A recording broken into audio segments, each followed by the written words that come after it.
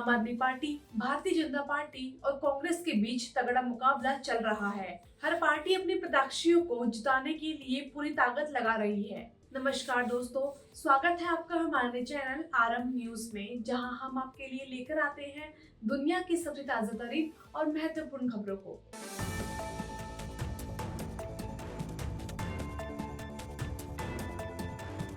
JP Nadda का केजरीवाल पर निशाना।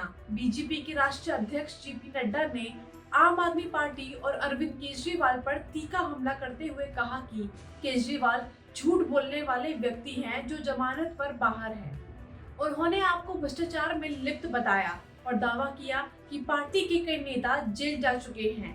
नड्डा ने दिल्ली में बीजेपी की जीत का भरोसा जताते हुए कहा कि दिल्ली अब आपके भ्रष्टाचार से मुक्त होकर कमल खिलाने को तैयार है। इस बीच योगी आदित्यनाथ का भी धुआंधार प्रचार भी देखने को मिला। उत्तर प्रदेश के मुख्यमंत्री योगी आदित्यनाथ भी दिल्ली में बीजेपी के प्रचार के लिए मैदान में उतर चुके हैं। किराड़ी में एक जनसभा को संबोधित करते हुए उन्होंने अरविंद केजरीवाल पर जमकर हमला बोला। उन्होंने कहा कि दिल्ली की सड़कें गड्ढों में तब्दील हो चुकी है, यमुना नदी की हालत बदतर हो गई है और आप सरकार केवल सोशल मीडिया पर सक्रिय है। योगी जी ने आरोप लगाया कि आप सरकार काम करना नहीं चाहती बल्कि झूठ फैलाने में लगी है। इसी के साथ आप पर दिल्ली दंगों का आरोप भी लगाया गया। योगी आदित्यनाथ ने 2020 के दिल्ली दंगों का जिक्र करते हुए कहा कि ये एक साजिश के तहत कराए गए थे, जिसमें आपके पार्षद की भूमिका भी सामने आई थी। उन्होंने सवाल उठाया कि एक दशक पहले जो दिल्ली सुविधाओं के लिए जानी जाती थी, वह आज क्यों बदहाल हो चुकी है। दिल्ली की मुख्यमंत्री आतिशी ने बीजेपी नेता रमेश बिधूड़ी पर गंभीर आरोप लगाए हैं।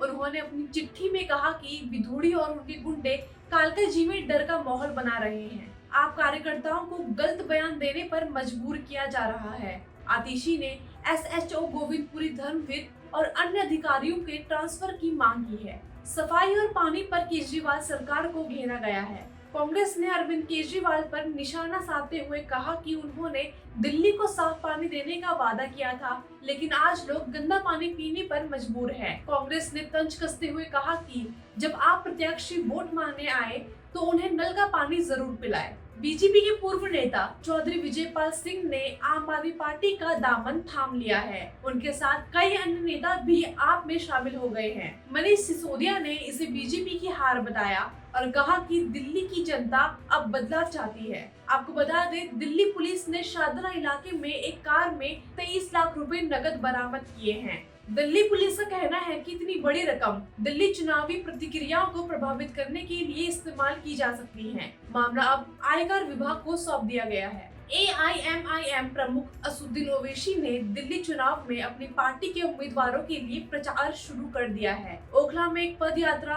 और जनसभा के जरिए उन्होंने अपनी बात लोगों तक पहुंचाई। इसी बीच केजरीवाल का बड़ा वादा सामने आया। अरविंद केजरीवाल ने कहा कि उनकी सरकार का मुख्य फोकस दिल्ली में बेरोजगारी खत्म करना होगा। उन्होंने कहा कि उनकी टीम इस दिशा में काम कर रही है और हर बच्चों को रोजगार दिलाना उनकी प्राथमिकता होगी। बीजेपी नेता परवेश वर्मा ने केजरीवाल और भगत मान को 100 करोड़ रुपए का मानहानि नोटिस भेजा।